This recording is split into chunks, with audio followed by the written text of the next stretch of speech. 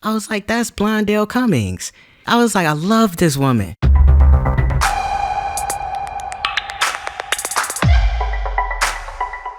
Welcome to The Love of Art, the Perrotin podcast. Here, artists speak about other artists that fascinate them. Musicians, writers, filmmakers, actors, designers, in a very personal way. We believe that art belongs to everyone. As French sociologist Pierre Bourdieu wrote in L'amour de l'art, culture is not a privilege bestowed by nature. If everyone had the means to obtain it, it would belong to everyone. Chiffon Thomas brings an interdisciplinary approach to art through his multifaceted practice, which incorporates sculpture, collage, and drawing.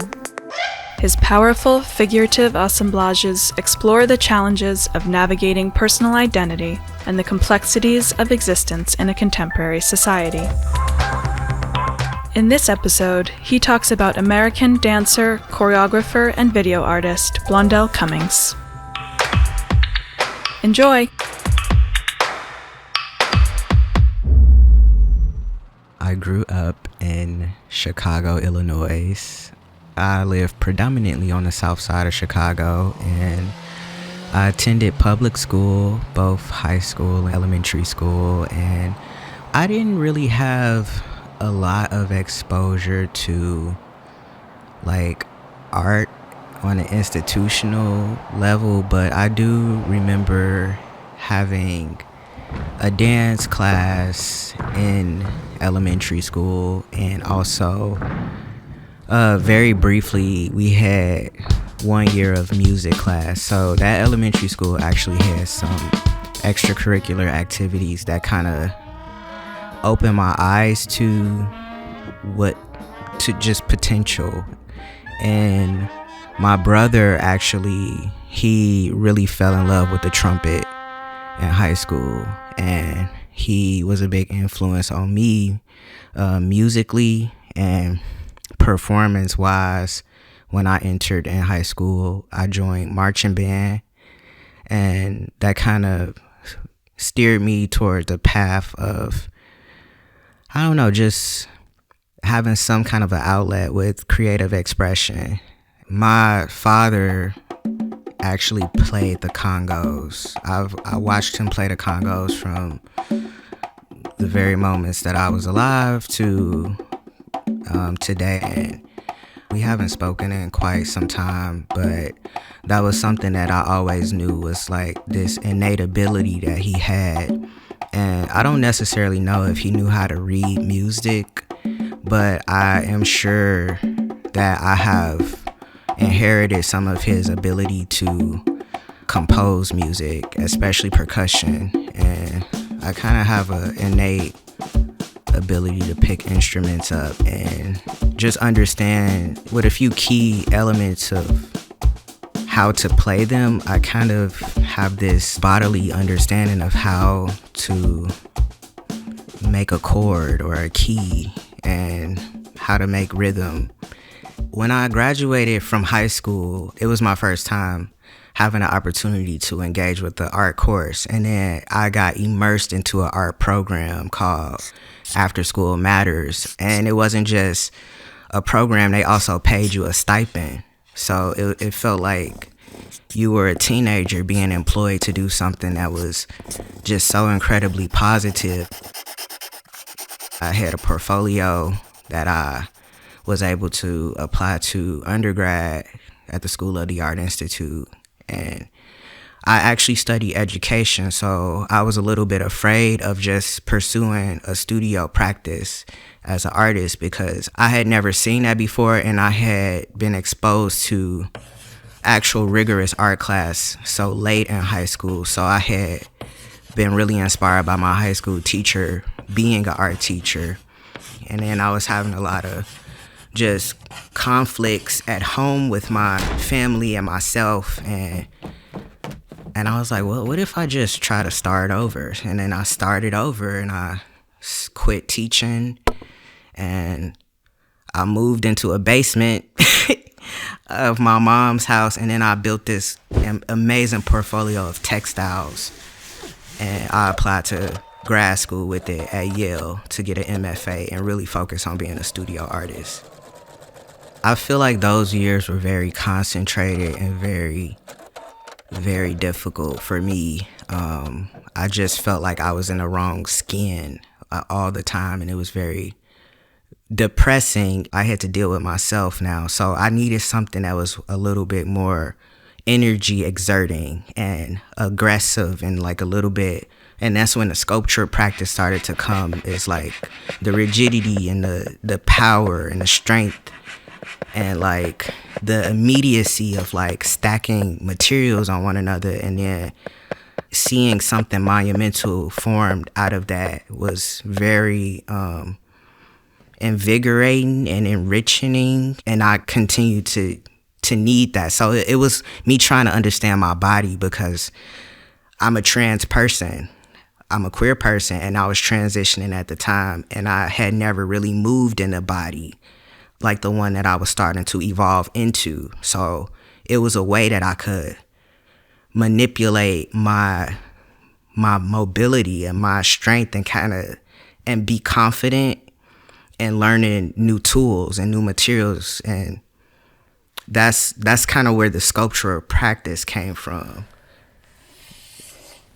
Blondell Cummings is an artist that I was able to discover when I first moved to Los Angeles.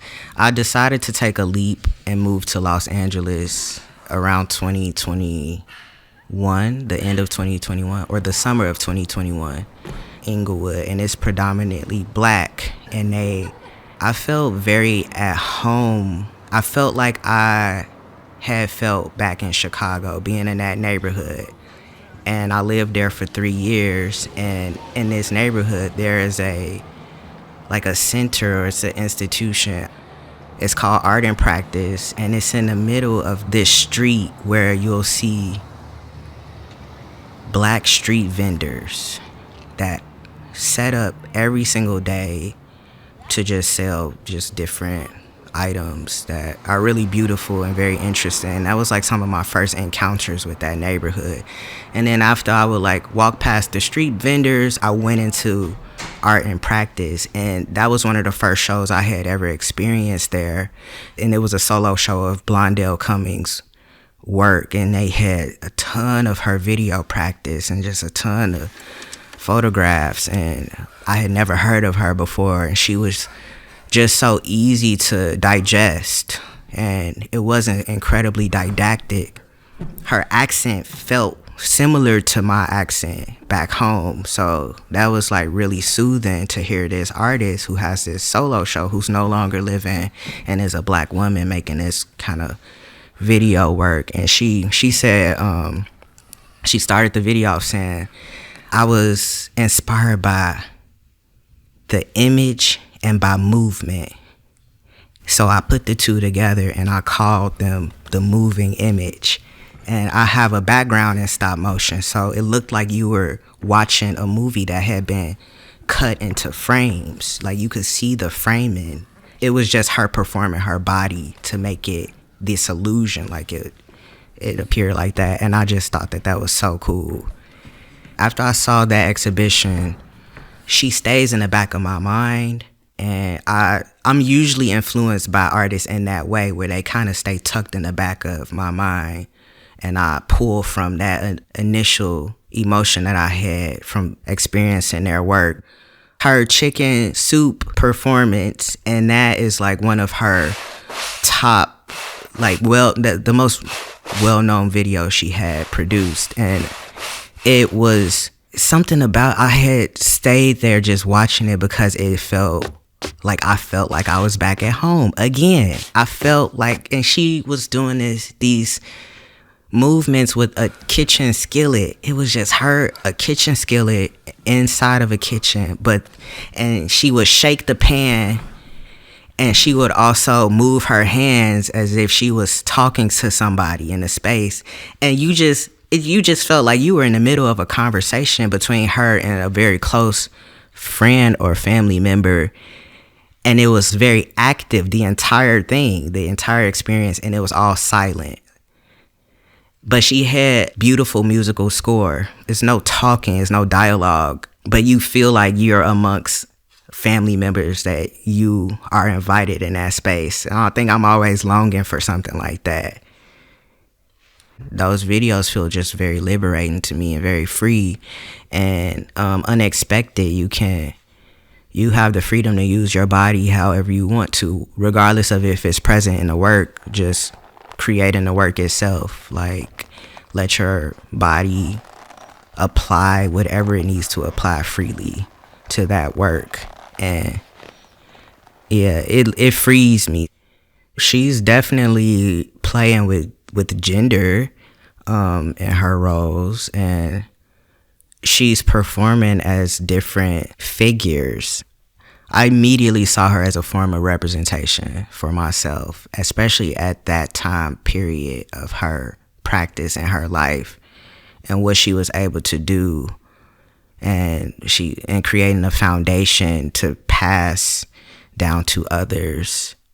I definitely see her doing something like socially, politically impactful. I believe she did open a door for me as far as performing with work, with my practice as a sculptor, and pushing the range of what it means to make objects that are static and going back in and activating them. I started to fuse my ability to create beats on this drum with these sporadic movements that I had performed during my show at the Aldrich Museum inside of this geodesic dome. I would build the beat up and then I would repeat it on a looping paddle. I had to teach myself how to use a paddle to loop the beats, and then you could layer the beats even further, and like you could make an orchestra by yourself. So I would build the beat up, I would perform alongside the beats a little bit, then I would go back to my drum, and this was all happening in the interior of the dome. So you seeing a silhouette version of me building the beats up, performing these jagged movements similar to Blondell Cummings, and then putting on what looks to be like, it looks like I'm slipping into skin. I'm sewing skin on me. It looks like I'm peeling skin away during this performance. And then I go back and I build some more beats, and the beats intensify, or they will start to kind of mellow out depending on what type of mood I wanted my motions to carry. If I had the chance to spend a day with Blondell Cummings, I would just listen to her stories or take her to lunch and just kind of listen to her stories, because she just seemed like such a warm person, and performers have the ability to do that. But for some reason, I feel like that was her personality, and she just had a really warm smile. So yeah, I think she played a big role in that, just making me feel comfortable enough to perform.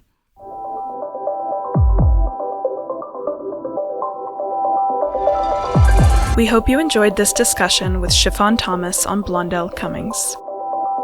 Please subscribe to our podcast channel and follow us on social media at Perrotin so you won't miss any episodes or news. See you soon with more artists on the love of art.